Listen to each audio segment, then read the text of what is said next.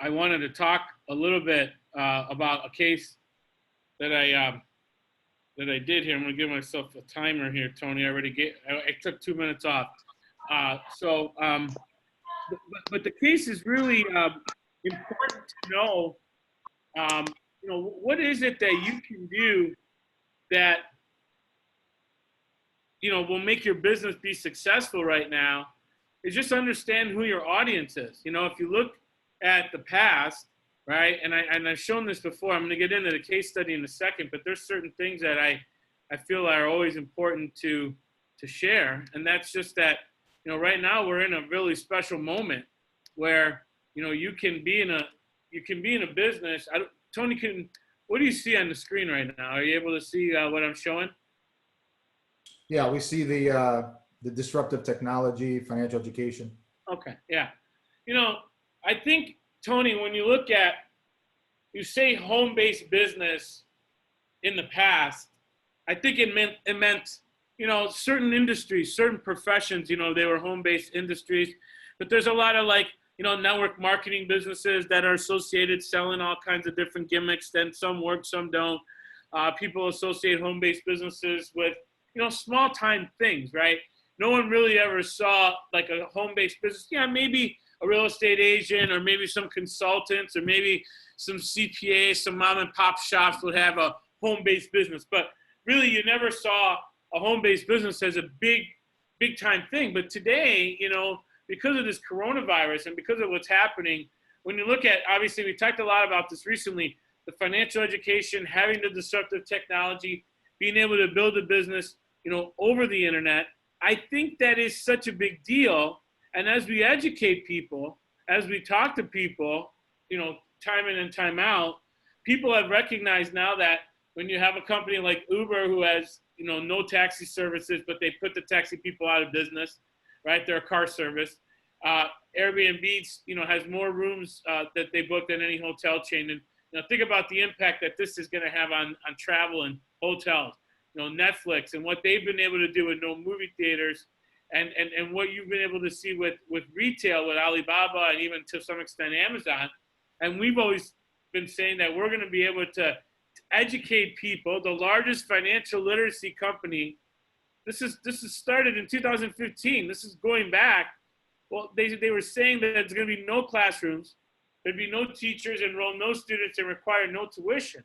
Well, that's exactly really what the kind of antidote right now is to, how you're going to solve a lot of the issues that we're facing as a country, is how do we deliver more financial education to people, and how do we do it in a way that's in a safe way, safe transfer. You're going to hear a lot about safe businesses. And so this is a big deal. So I think when you look at a home-based business today, when you look at the fact that, we can, send an app electronically, when you look at that, we can, recruit somebody electronically. The guy that I brought in, this new member that I brought in, that's fully licensed, it's not like I had to sit there and do any paperwork. He texted me everything that I needed to get the initial stuff rolling. Then we got him to a point where I turned him over to the compliance department so that they're working on him on his track invite, working on the electronic U4. It's all paperless, right? The case I'm about to show you, right?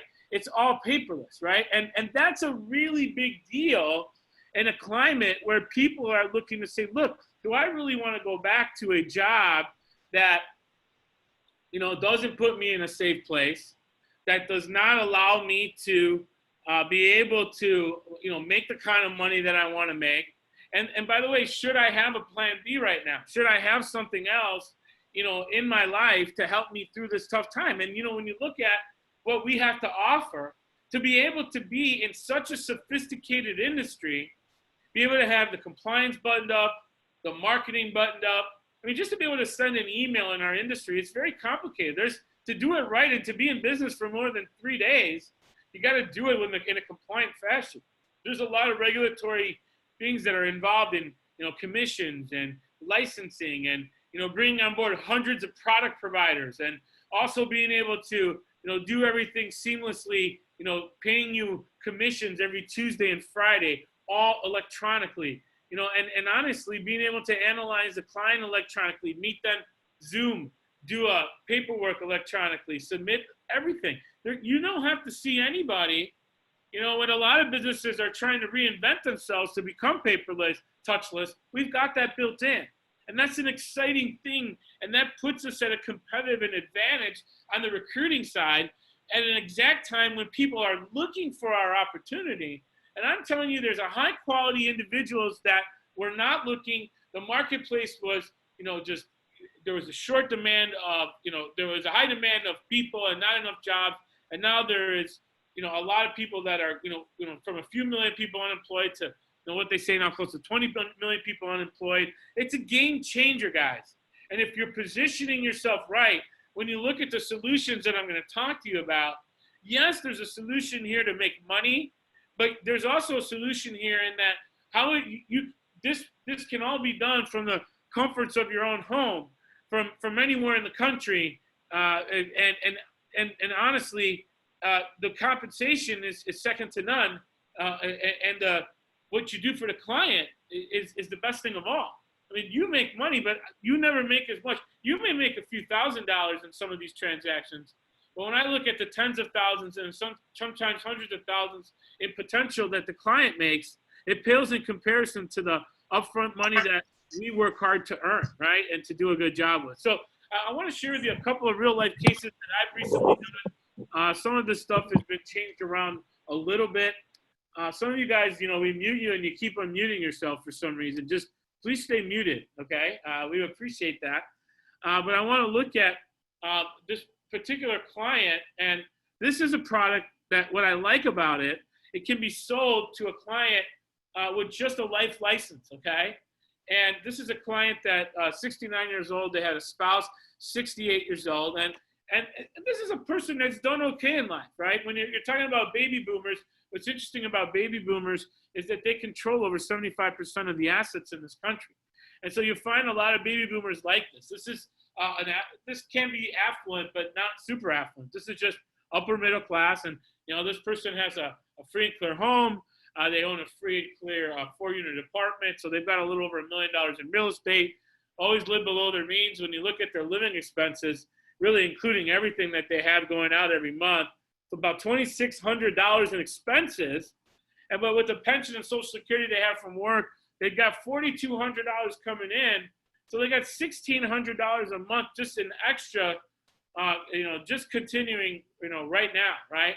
And then the spouse, they talk about spouse continuation benefits. What that means is that if something was to happen to him, there is a reduction in the benefits, but it only goes down to $3,500 from $4,200. There is a $700 reduction should he pass away, but with the living expenses being $2,600 and likely a bit lower, there still is an ample discretionary income that these clients already have guaranteed to them. All right, you know, and as long as they don't have any major changes in their life, you know, they find themselves in a pretty strong situation. They've got about a 6-figure savings account, IRA of $700,000. And that IRA is already well diversified. There's some active money management. There's some income riders and variable annuities. There's a little bit of mutual fund in there. And right now they're not worried about required minimum distribution. That's going to be when you're going to have to start taking money from this IRA. And I hope everybody knows that now, starting in 2020, if you turn 70 and a half in 2020, the 70 and a half has now been postponed and pushed back to 72 years old. And then there's some further alleviation of that, I believe, in the new some of the coronavirus legislation. But here's what's interesting about this client, and really what I want to get you thinking about. This is a well-to-do client, but there's a lot of clients out there that aren't necessarily this affluent, and they may have $30,000 in the same situation, $50,000, $10,000, $100,000. And what this is another $300,000 that they'd accumulated in their lifetime from other real estate transactions, some land, and some other things that they'd sold. They've had it always safe and savings bonds. It's making about 1.7% in a high interest yield savings deal right now. It can be coming out at any time. And they really don't want any risk on that money. And when you look at the entire budget here, do you know people who have assets that they're never going to spend? Do you know people who have money allocated that they'll never use? Now, it's better if that money is non-qualified, meaning it's not connected to an IRA or where it has to be come out as a required minimum distribution. However, sometimes you can take a portion of the money and take the required minimum distribution from another part of their assets. So it doesn't have to all come out from one account. You can earmark a portion of someone's qualified money and put that aside for this strategy that I'm going to show you. And what I like about this strategy, it's with Global Atlantic, and I discovered this through Crump. It's called the choice accumulation. And what's nice about this strategy is that it gives this client the opportunity to transfer a significant amount of assets in a way that is risk-free to them, but also allows them to get that to their heirs with what I believe is a decent rate of return, okay? And with no risk involved in this rate of return, I think it's a pretty unique product in the marketplace. And again, this can work for any different amount. So Tony, I hope you can see that. And I've, kind of showing you here that. Yeah, you're good. We see it. So imagine it's sitting there at 1.7%. They've got ample money coming in. They've got ample reserves. They've got, all kinds of other assets to use before they'll ever need these assets. But in here, in this scenario, they've got $300,000. This one you can do it. There's a 7 and a 10 year. There may be a shorter one than that, but it's not a very competitive product when I took a look at it.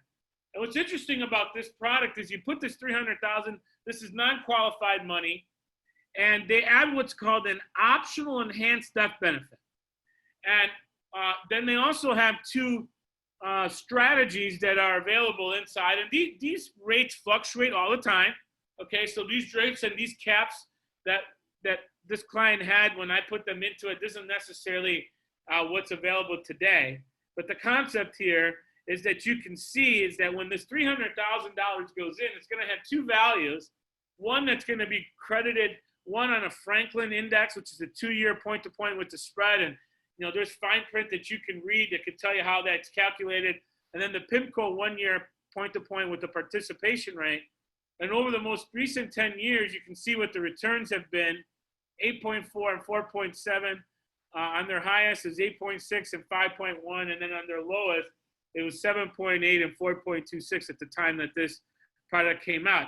It's got a 7-year surrender. And what I really like about this product, it's only got a 50 basis point all in, and that the death benefit that you're going to get, this enhanced death benefit, that value is net of the 0.5. So it comes that the only fee this client's going to pay is on their investment value. They're going to pay 50 basis points. You got money sitting in variable annuities. You got money sitting in mutual funds. You got money sitting in anything that's expensive, and you got a fee-averse client. Here's the way to put them into something that's got only 50 basis points of cost, and that's all in. It's got a guarantee of principal. It's got the ability to grow in some indexes. Now, I'm going to tell you the indexes are okay, and they do some great things. But what's really the real bell and whistle on this product, I think, is the optional death benefit. Now, what this death benefit, this enhanced death benefit, what it does is it gives you a 7% simple interest roll-up death benefit for 15 years. Now, what's the difference between simple interest and compound interest? Simple interest is always off the original principal.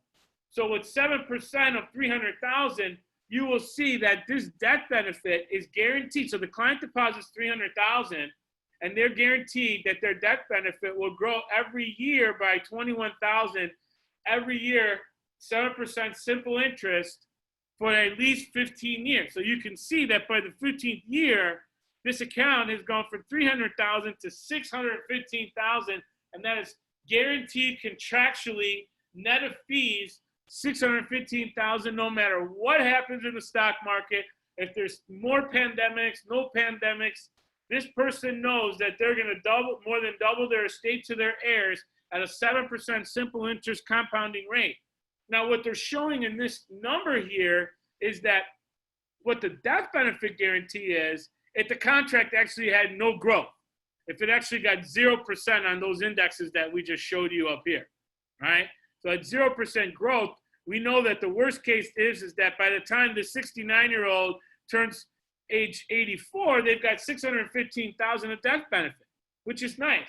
But again, you don't have to have $300,000. What if you got 30 grand that grandma's got sitting there in a CD? We know she's never going to use it, and you could give her 7% guaranteed simple interest for 15 years that she knows is going to be double that amount that's going to go without having to do any underwriting and all that kind of stuff. Just an annuity. It's a nice feature. It's a great way to earmark some dollars. And obviously, if you've got some higher net worth people, you can do some greater things with it, obviously, with bigger dollars. And then here gives you an idea what the most recent 10 years, what the crediting strategies would have looked like and what that would have done. And what after 15 years, you can see that actually the crediting strategy does wind up catching up, but it doesn't catch up to the simple interest. Even as good as those returns were, it takes a long time to catch up to that simple interest. In fact, it doesn't overtake it until about the 14th year, but by the 15th year here, you have $635,000 that is available in death benefit, but you also have that available in this case as a surrender value.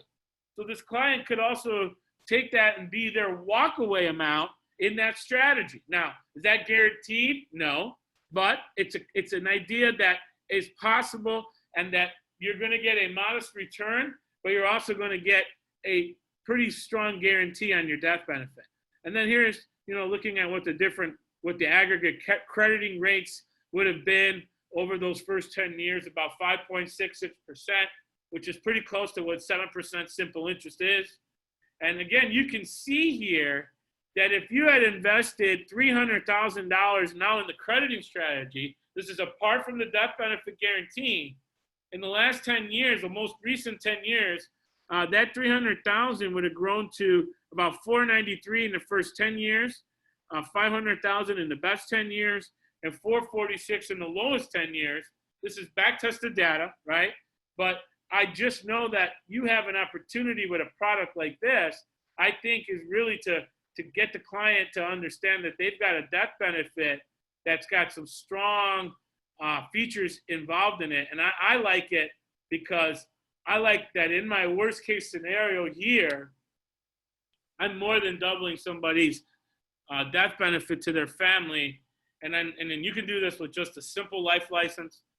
And you can give somebody a product. It's going to be pretty hard to get this type of rate of return guaranteed when you have the kind of interest rates that we foresee potentially staying low. Now, who knows? Maybe they'll spike up unexpectedly. So that really is, the majority of what I wanted to talk about. That pretty much takes up my 20 minutes.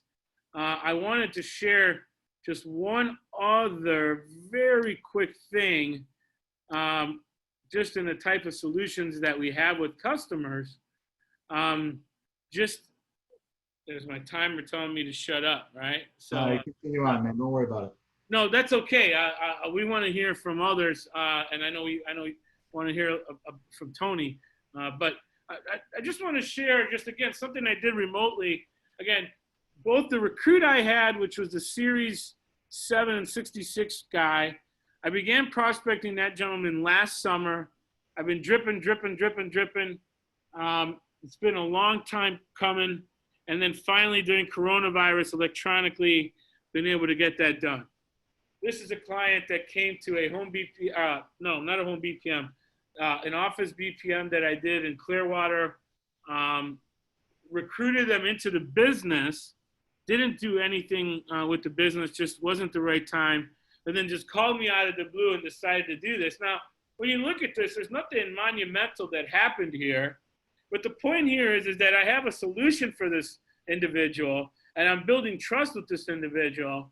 And then this is going to lead me to other things, right? And really all it was is they had a baby, and they wanted some money that they wanted to set aside for the baby. It's a 36-year-old entrepreneur, 33-year-old nurse wife. She makes pretty much over 6 figures. He's getting his business off the ground. Right now, their money's tied up in real estate. What they do is they buy properties. They live in them for 2 years. They do what's called a 1031 exchange, where if you live in it for 2 years as a residency, You don't have to pay a capital gain, and then they move every 2 years. And it's a way to make money in real estate. And I mean, I'm not going to tell them that it's a bad idea. I'm going to tell them to do what they want to do. But, you know, as I showed them the IUL, I showed them the long-term care. They loved it, but the premium isn't doable. But they said that they want to be able to do that in about a year. So what we did is we backed into a 10-year term LB with Transamerica for $18 a month. They were blown away in $16 a month, and that's actually at the second rate class for both of them. They're very, very healthy workout people, so those premiums will probably be a little bit cheaper. And what they love is that they can convert that to a permanent policy. And again, I just like having this is a couple $100 commission. It's not a lot. The other one is several $1,000s in commission. In that other case, you're looking at, almost close to a $10,000 commission. And this one is maybe just a few $100 commission. But the point of it is that all of these are good. It has nothing to do with the commission. Big commission or small commission, this is an outlet. This is a client that's going to come to us, and they're a young family. They're in their 30s. How much money are they going to save over the next 30 years, over the next 40 years? If I can be a trusted advisor, and I can look out and I can bring value to their life, that $10,000 alpha account is going to grow to $50,000. But eventually they're going to convert these to IULs, and eventually we're going to set up a 401k or a solo K for the business. And eventually we're going to convert, and we're going to do business with their family and their friends. And, this is like the beginning of a lot of relationships. And so we really, and all this has been done, again, 100% electronically, all online. And I just think that right now, it's kind of reinventing yourself, but it's also exciting that you can do so much work, and then that you could think that you can just go into another room in your house, essentially just punch numbers into a keyboard, punch data into a keyboard, and then other data is going to go to another computer, and eventually that computer is going to talk to another computer that's going to talk to the computer that runs your bank, and then that bank's going to credit your account, and you can buy real stuff with that and pay for college for your kids and pay off your mortgage and travel around the world again and buy dinner and do it all from home. I mean, it's a whole new world, and I'm embracing it.